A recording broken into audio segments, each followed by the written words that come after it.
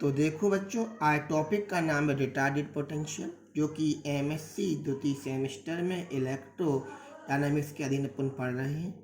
हमने एक कंडक्टर को ले रखा। रिटार्डेड पोटेंशियल का टॉपिक का मतलब होता है एक ऐसे पोटेंशियल पर चर्चा करना जो कि जनरेट होता है टाइम वेरिंग फील्ड की वजह से, अर्थात जब करंट का मान समय के साथ चेंज होता है उस समय जो पोटेंशियल काउंट किया जाएगा उसे हम बोलते हैं रिटार्डेड पोटेंशियल। हमने आपके सामने एक कंडक्टर ले रखा, आपको दिखा भी रहा हूं मैं आपको। ये हमारा कंडक्टर है। कंडक्टर में करंट आई फ्लो कर रहा हूं मैं। करंट आई के फ्लो करने से करंट का डिस्ट्रीब्यूशन कंडक्टर से होगा। आप जानते हो, जब किसी करंट का डिस्ट्रीब्यूशन किसी कंडक्टर से किया जाता है तो हम क्या पढ़ते हैं, करंट डेंसिटी।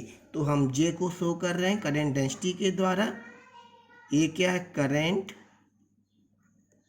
डेंसिटी। और चार्ज चलेगा तो चार्ज पर यूनिट वॉल्यूम चलेगा। यूनिट वॉल्यूम में चार्ज का डिस्ट्रीब्यूशन जब देखा जाता है तो हम क्या पढ़ेंगे, वॉल्यूम चार्ज डेंसिटी, रो। वॉल्यूम चार्ज डेंसिटी, रो। चार्ज के चलने से करंट बहेगा तो चार्ज चलेगा। चार्ज के चलने से इलेक्ट्रिक फील्ड बनेगा। इसके साथ साथ मैग्नेटिक फील्ड भी प्रोड्यूस होगा। मैग्नेटिक फील्ड कहाँ जाएगा, करंट ये जा रहा है तो आप जानते हो राइट हैंड कॉर्क लॉ, आप जानते हो थंब के लॉ बनता है। मैग्नेटिक फील्ड कहाँ बनेगा, पेपर के इनवर्स। हम ये शो कर रहे हैं। हमने फील्ड का नाम ए ले रखा है। जो पोटेंशियल बनाएगा इसका नाम हमने दे दिया मैग्नेटिक पोटेंशियल, ये वेक्टर होगा।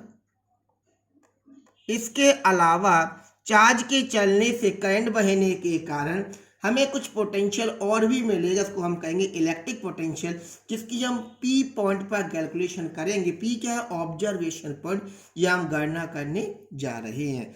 तो इसका नाम हमने दे दिया फाई। हम फाई भी शो कर सकते हैं या भी शो कर सकते हैं, जैसे हम लिखना चाहें। भी का नाम क्या है, इलेक्ट्रिक पोटेंशियल। इलेक्ट्रिक पोटेंशियल आप पढ़े हैं, स्केलर क्वांटिटी होती है, इसीलिए इसको हम नाम देंगे स्केलर पोटेंशियल। ठीक। जब इलेक्ट्रिक करंट फ्लो होगा और पॉइंट पी पर हम पोटेंशियल ज्ञात करेंगे तो आपको मालूम है इलेक्ट्रिक पोटेंशियल भी बनेगा और मैग्नेटिक पोटेंशियल भी बनेगा। क्यों, करंट के बहने से इलेक्ट्रिक फील्ड भी प्रोड्यूस होगा क्योंकि चार्ज चलेगा।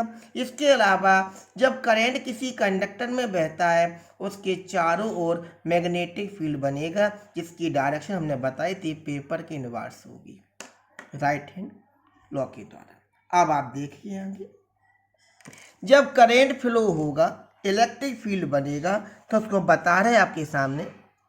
देखिए, ये आउटवर्ड बनता है फील्ड, इलेक्ट्रिक फील्ड आउटवर्ड बनेगा। आउटवर्ड बनेगा यदि करंट का मान टाइम के साथ वेरीज होगा तो फील्ड भी वेरीज होगा, धीरे धीरे बढ़ेगा। और यदि हमारा करंट अपोजिट बहता, माने इस प्रकार से डाउनवर्ड बह रहा है, जैसे हमको दिखा रहा है अभी अपवर्ड था, अब डाउनवर्ड बह रहा है, तो भी फील्ड बनेगा। लेकिन फील्ड की डायरेक्शन कैसी होगी, जस्ट अपोजिट। ये भी टाइम के साथ वेरी होगा, यदि आपका हमारा करंट चेंज हो रहा है टाइम के साथ तो। इसके अलावा मैग्नेटिक फील्ड भी बनेगा। उसको कैसे काउंट करेंगे, आप देखो इस प्रकार बताएंगे, क्योंकि आपको मालूम है राइट हैंड लॉ के द्वारा बनाया जाएगा। टाइम के साथ करंट चेंज होगा तो फील्ड भी चेंज होगा। यदि करंट अपोजिट बहता है तो फील्ड भी अपोजिट बनेगा, इसे हम दिखा रहे हैं आपके सामने। इस प्रकार ये हमारा मैग्नेटिक फील्ड, ये हमारा क्या है, इलेक्ट्रिक फील्ड। मैं लिख दे रहा हूं, ये क्या हमारा इलेक्ट्रिक फील्ड है, ये क्या हमारा इलेक्ट्रिक फील्ड है। और हमारा क्या है, टाइम वेरिंग मैग्नेटिक फील्ड है, टाइम वेरिंग मैग्नेटिक फील्ड। अब देखिए, हम इन दोनों फील्डों के द्वारा जो पोटेंशियल बने उसको काउंट करेंगे। हम आपको दिखा रहे हैं काउंट करके, जो हम आप इसे पढ़ भी चुके हैं। वेक्टर जो पोटेंशियल होगा वो कितना होगा, ए बराबर म्यू नॉट अपॉन 4 पाई, आप पीछे पढ़ चुके हैं। वॉल्यूम इंटीग्रल, वॉल्यूम पे काउंट करेंगे क्योंकि कंडक्टर में काम किया हमने। क्या किया, कंडक्टर में हम एक छोटा वॉल्यूम लेके चल रहे हैं, इसको हम बोलेंगे वॉल्यूम एलिमेंट। वॉल्यूम एलिमेंट, इसका नाम दे दिया डीवी। कितना होगा आप पढ़ चुके हैं पीछे, जे अपॉन कैपिटल आर। क्या है, डिस्टेंस बिटवीन, कौन सा, ये सोर्स पॉइंट है और ये कौन सा पॉइंट है, ऑब्जर्वेशन पॉइंट। यानी ये हम कैलकुलेट कर रहे हैं पोटेंशियल को, ओके। और ये क्या है, डीवी। इसी प्रकार इलेक्ट्रिक पोटेंशियल भी निकाला जाएगा, भी कह सकते हैं या फाई कह सकते हैं। कितना होगा, पीछे पढ़ चुके हैं, 1/4 pi epsilon naught. Volume integration आप जानते हैं, rho upon R, distance R है, into dV. Equation first, equation number second. मैं आपको समझा के दिखा रहा हूँ, नीचे देखिए।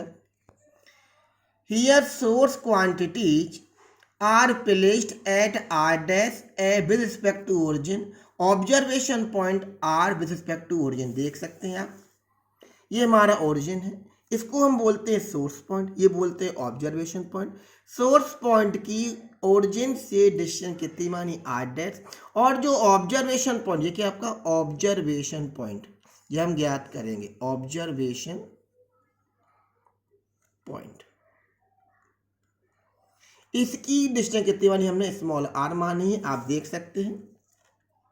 ऑब्जर्वेशन एंड सोर्स दोनों की डिस्टेंस कितनी मान के चला, आर है, आप देख सकते हैं। ये हमारा सोर्स पॉइंट है, हमारा ऑब्जर्वेशन पॉइंट है, इनकी डिस्टेंस कितनी मानी हमने, कैपिटल आर मान ली है। अब देखिए, in order to use above equation in time varying field, यदि हमारा करंट चेंज होता है टाइम के साथ, तो आप देखते हैं फील्ड भी बदल रहा है, तो हमारा पोटेंशियल ये नहीं होगा, कुछ बदल जाएगा, अर्थात हमें कुछ मॉडिफिकेशन की आवश्यकता होगी। लिखा भी हमने, certain modifications are required from above discussion, there is a final propagation time is required for wave to travel at distance कितनी, कैपिटल आर। देखिए, तो पोटेंशियल को हम कैसे ज्ञात करेंगे, आपको मालूम, हमने बताया था आपको डिस्टेंस, इनके बीच की डिस्टेंस कितनी है, आर, और इलेक्ट्रोमैग्नेटिक फील्ड में रखा जा रहा है। आपको मालूम है इलेक्ट्रोमैग्नेटिक फील्ड में जो वेव चलती है वो स्पीड ऑफ लाइट से चलती है। आज यहाँ से यहाँ तक की डिस्टेंस कितनी कवर करेंगे, आर। आर में कवर करेंगे, टी समय में कहाँ पहुंच रहे हैं, टी पर पहुंच रहे हैं। तो क्या होगा, अब वो दिखाते हैं आपको हम।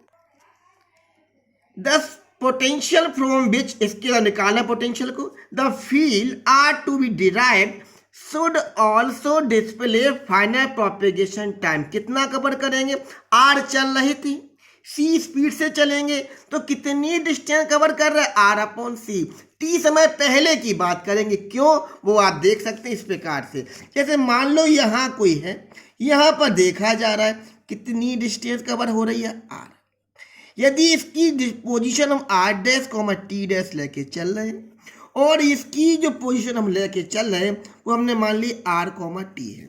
अब बताओ, यदि ये वाला सोर्स यहाँ देखा जा रहा है तो कितनी डिस्टेंस कवर कर रहा है, आर, कितनी स्पीड से, सी से, कितना टाइम लेगा, आर अपॉन सी। टाइम बराबर क्या होता है, डिस्टेंस अपॉन स्पीड। लेकिन कितने समय बाद पहुंच रहा है, टी। यदि इसमें से इतना घटा देते हैं, टी में कितना घटा दिया, आर अपॉन सी, हम कहाँ जाएंगे, वहीं आ जाएंगे जो हमारा टाइम चल रहा है, कितना, टी डैश। इस प्रकार हम ज्ञात करते हैं। देखो, हमें लिखा भी आपके सामने आएगा, 10 vector magnetic potential A distance R कितना होगा, t minus R upon c given by दिया जा रहा है। कैसे ज्ञात करेंगे आप देख सकते हैं, हम निकालने जा रहे हैं। वेक्टर पोटेंशियल को हमने नाम क्या दे दिया, ए। कितना होगा आप देख सकते हैं, mu naught upon 4 pi integration, volume ले रहे हैं हम, J upon R d b, ये हमें लिखा था। अभी ये किस पर था, केवल आर पर डिपेंड। टाइम वेरिंग पर बात करें तो क्या होगा, म्यू नॉट अपॉन 4 पाई, और जे आर तो लिखा जाएगा, लेकिन टी माइनस आर अपॉन सी ये किसके साथ है? टाइम बेरिंग फील्ड के साथ होगा। इसी प्रकार स्केलर पोटेंशियल निकालेंगे, फाई बराबर कितना होगा? 1/4 पाई एप्सिलॉन 0 और रो अपॉन आर dv। लेकिन हमने आपको बताया था टाइम बेरिंग के साथ कहेंगे तो कितना हो जाएगा? Rho R comma T minus R upon C upon capital R dv। तो हम देखते हैं इन द एबव एक्सप्रेशन जो आर अपॉन सी है वो क्या टाइम डिले है, कितना आएगा? क्योंकि आर अपॉन सी बाद हम कहाँ पहुंच रहे हैं? यहाँ पर। इसके पहले कहाँ होंगे? यहाँ पर। अतः कितना डिले हो रहा है टाइम? Are upon c. तो देखिए in the above expression R upon c is the time delay, so now the potential have been delay. कितना हो रहा है? आर अपॉन सी के द्वारा। इसको हम कहेंगे रिटार्डेड पोटेंशियल, इसी वजह से इसका नाम दिया रिटार्डेड पोटेंशियल।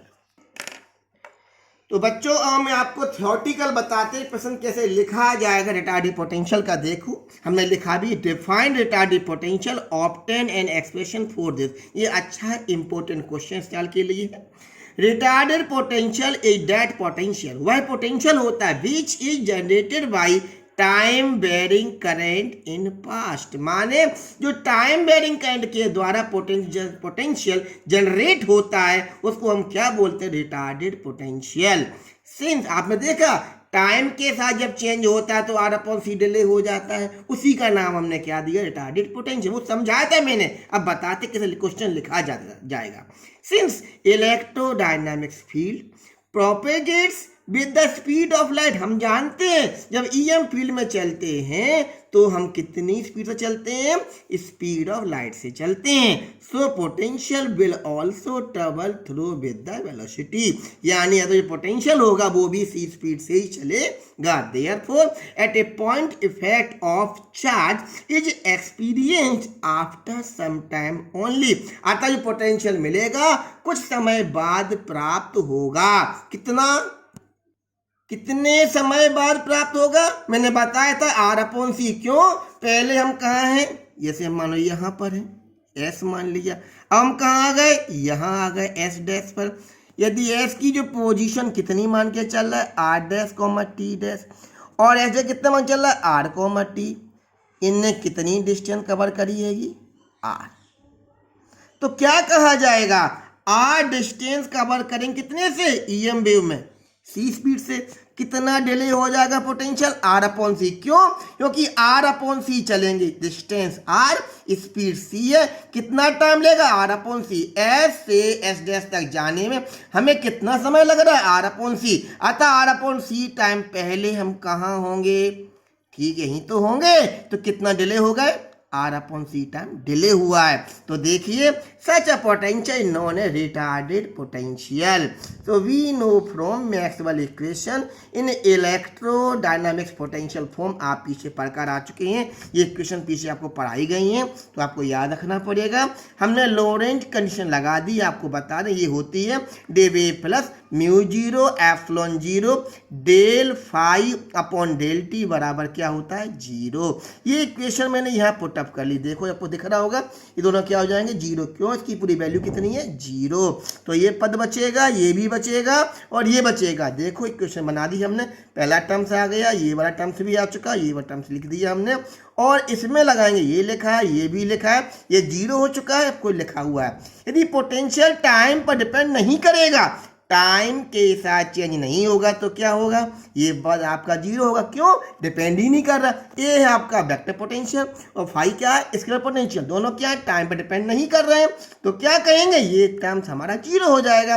तो day square A equal this पद आएगा और ये वाला फाई इक्वल ये वाला पद आ जाएगा। इन्हें सॉल्व करेंगे तो हमारा उत्तर ये आएगा। If a field is at R t, हमने फील्ड पॉइंट कहाँ मान लिया? आर टी, उसने बताया था मैंने। और corresponding to source point, source कहाँ है? R dash. ये तो फील्ड हम यहाँ निकाल रहे हैं और हमारा सोर्स कहाँ? ये रखा हुआ है। Such that source point and field point delete is किस प्रकार पद होगा? इसका मान घटाएंगे तो इतने के बराबर माना जाएगा। कितना? टी माइनस आर अपॉन सी। हमने बताया था इसे आपको।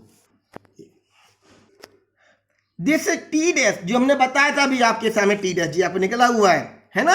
तो this t dash is related retarded time, इसको हम कहेंगे रिटार्डेड टाइम, डिले है आपका ये। It represent that signal at a field point at time t should be written as कितना कहलाएगा, R/C टाइम अर्लियर कहलाएगा। इस आधार पर इक्वेशन लिखने जा रहे हैं। देखिए जो आपने लिखी थी पीछे, जैसे फाई लिखा है, फाई को लिखा है हमने, ए लिखा है तो ए को लिख रहा हूं मैं, बस ये आर के पद में था, अब टी डैश के पद में हो जाएगा। कितना आपका मान टी डैश का, टी माइनस R/C जो हमने बताया था पीछे आपको। इस प्रकार से ये क्वेश्चन कंप्लीट होगा। क्या है, यही हमारा क्या है, this is they are the expression of retarded potentials, धन्यवाद।